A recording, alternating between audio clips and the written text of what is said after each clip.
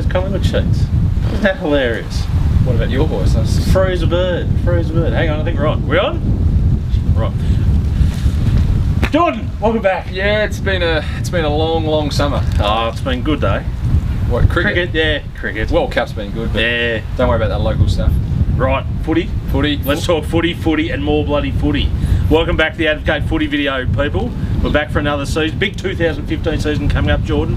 What are you looking forward to this season? Oh, what am I looking forward to? Both the Northwest teams in the TSL, they're going to be capable of making the finals. That's probably the first time we've been able to say that in a long time. Yes.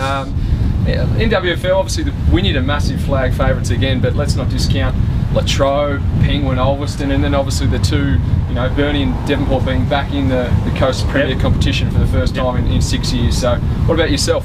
Yeah, look, I'm just looking forward to the Coastal Derby this season. I think it's going to be some of the better Coastal Derbies we've had. I think they've been a bit one-sided of late, and they've been poor results. But I think if Devonport's forward line, Burnie look like they've recruited well. I think it's going to be a really bumper season for Coastal Derbies this year. Well, let's go and take a seat because I need to sit down. Do you? And we'll get into it. Rightio, let's go.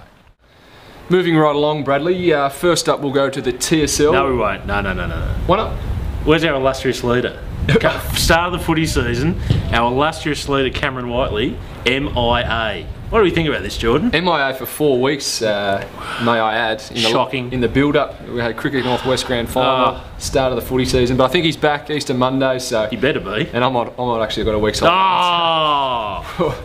Poor Coley's been Anyway, Coastal Derby, I don't think there's will be a bigger build-up to this Coastal Derby since the inception of the TSL in 2009. Your thoughts? Yeah, look, it'll be good this year. 2 new coaches, so you've got a bit more new blood in it and injecting a bit more, something different into it this year, which is good, I think. Look, as I said in the preview, I think these are going to be 3 of the closest derbies we've had since the TSL come back into inception. I think Devonport are going to be the big improvers this year in the TSL. Burnie, they'll be hurting after missing the finals last year. That'll dent their pride, and they'll certainly try and make amends. Great to see Nick McKenna back in the Dockers jumper again, and new coach Clint Proctor very happy with that, I think. Bit of an unknown quantity, I reckon, Burnie, in terms of, obviously they've been up there for a long time now, but Clint's on board. They've got a couple of handy recruits. We're not sure how Romain Grenville's going to handle himself at this level, whether Aaron Butler can step up from the Darwin, and a couple of their juniors are pretty handy too. Where do you see the game being won on Good Friday?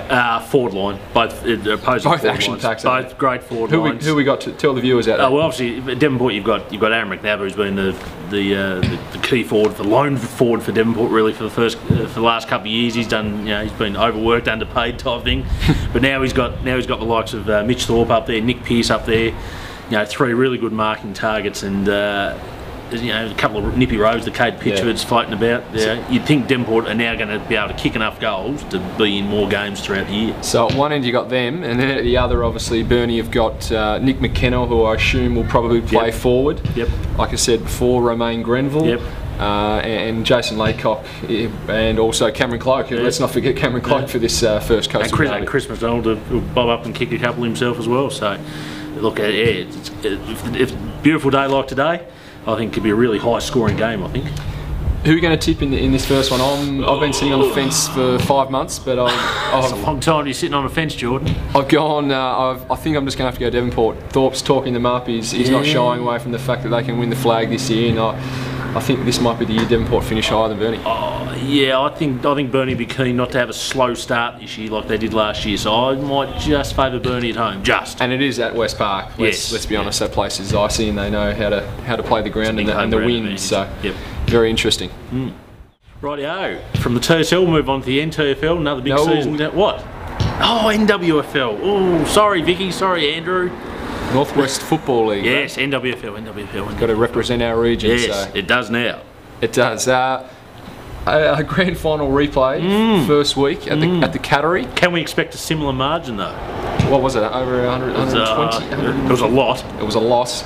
No, I don't think we will see a similar scoreline, just the fact that obviously there's no Pearce, there's no Douglas supplying that engine room of theirs, but I still think the Cats are going to be too strong at home first round. Alderson got a few out, supposedly, for this round. I hadn't thought about it, but Sculthorpe obviously got that 2-game whack in the finals last year for Latrobe, so he's got to sit out Travis Davies, Jared Chatwin, their captain, So yeah, they're going to be a little bit thin and a little bit young, but they're going to be right up there by the end of the year. So a loss here is not going to hurt the Robins too badly, I don't think. Right. Other game, Good Friday game, Latrobe v East Devonport. Now, last couple of years, these have sort of been very one-sided games, to be fair to say, with these struggles. Dale Perry now at the helm at the Swans. Playing the Demons first half. Obviously a little bit of a nice little storyline there.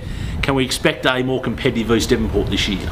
I think, absolutely. Yeah, I think any team that Dales takes the reins of are going to be a lot more respectable. We get me and you in a Swans Guernsey, mate, and you turn us into some.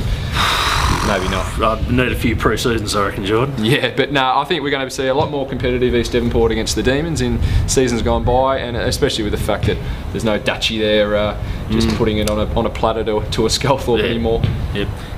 I still think Latrobe have got the firepower to win and win quite easy, but I think it might be around that 50 to 60 point margin, I think. Rather than 150, 60. Yeah. No, I think they'll weave a little bit of magic, but it's going to take some time at Girlson Park. The last game, Good Friday, is the Coastal Derby, but it's not the one with known to be It's the little brother Coastal Derby. It's a little bit weird. They're two new teams.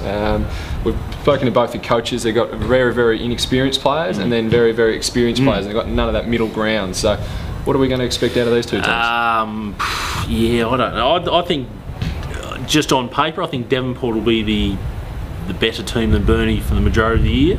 I think their top end players are just fresh out of state league, so I think they might just have a bit of an edge experience wise over Burnie from what I know. But again, they're both going to be competitive teams. I think. I don't think they're going to get blown out or anything like that. So, but I think Devonport will win this first instalment. Yeah, toss up for mine, but yeah, I'll lean the way at Devonport too. Final game is a standalone game on Easter Saturday, and we've got Penguin coming up against what will be a very new looking Smithton side, who've got about 12 of their players out from last year. Yeah, unfortunately for the Yellow-Sainers this year, it's going to be a season of struggle. Obviously, their record on the road is horrendous, or has been horrendous the last 2 years, and with a reasonable team. So I really can't see them getting within 80 points of Penguin, probably. No, Penguin 2 Blues is going to be one of the biggest dark horses of the comp, I think, this year. Temp's got them up and running? Well, they haven't lost a lot, and they've gained a couple of solid midfielders. Yeah. So I reckon, and another summer of under Templeton's reign, I reckon they're going to be... get a full season out of Jackie Templeton, and they'll be, that's right. They'll be up and about. And Zachy Mychek. So, no, they've got the calibre, and they showed it last year. They can match it with Ulverston, who made the grand final on a couple of occasions too. Okay. Sounds good. That's it. Well, first rub. Look at that. How do you think we went? Well, a bit rusty. Whoever edits this video is not going to have a lot of editing to do. We're pretty smooth. I was starting to cramp up just in those last minute, but no, I think we went pretty good. I think we did too. Viewers, we'll catch you again next week with Cam Whiteley back.